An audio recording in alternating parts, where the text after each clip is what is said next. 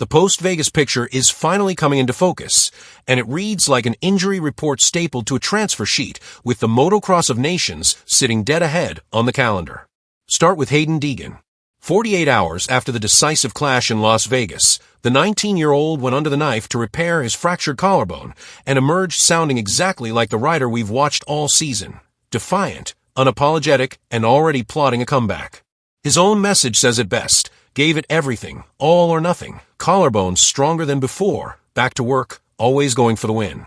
It fits the logic of his finale. When you're points down in a 3-round playoff, you try to force the swing because there is no other lever left to pull. But biology is indifferent to championship math. The surgery may be clean, the plate may be strong, and the mindset may be bulletproof, yet Ironman Raceway is 2 weeks away, and MXON asks for 3 motos of punishment through deep ruts, heavy landings, and brutal braking bumps.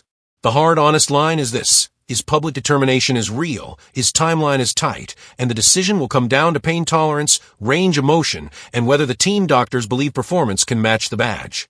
If he can't go, Team USA loses the MX2 piece it had built its plan around. If he does go, the risk-reward will follow him to every gate. Zoom out to another teenager whose weekend ended in scrubs instead of champagne, New Zealand's Cole Davies.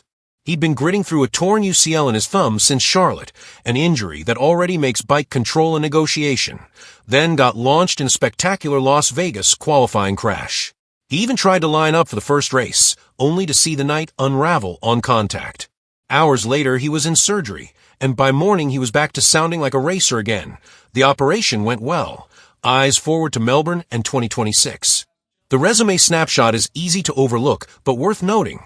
8th in Charlotte's single moto, 11th overall at St. Louis, and despite the Las Vegas DNF, he finishes 17th in the 250 SMX standings.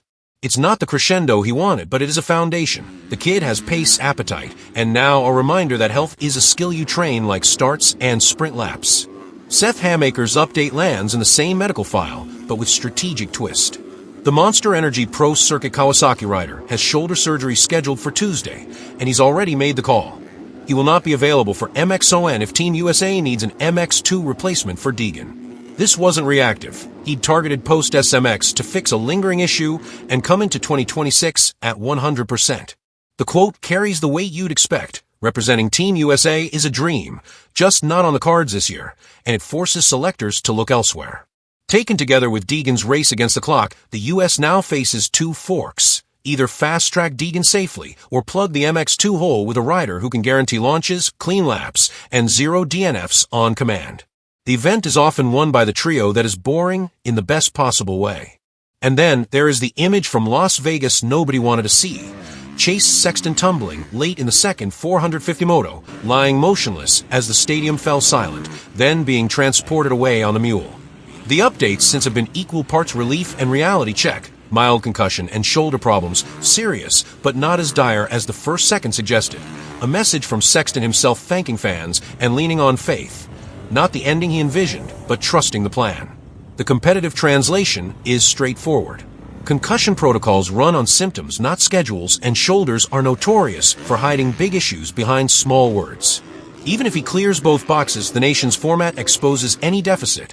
3 starts, 3 first laps, and relentless rough mean there is nowhere to hide a weakness. Layer in one more tell from the modern paddock. Sexton has stopped following KTM on Instagram. Social breadcrumbs are not contracts, but they rarely point nowhere. However, the official announcements read when they come. The sentence most people in the sport are already saying out loud is simple. That was the last time we'll see Chase Sexton racing this particular bike. The era is over. The rider will be the same. The colors likely won't.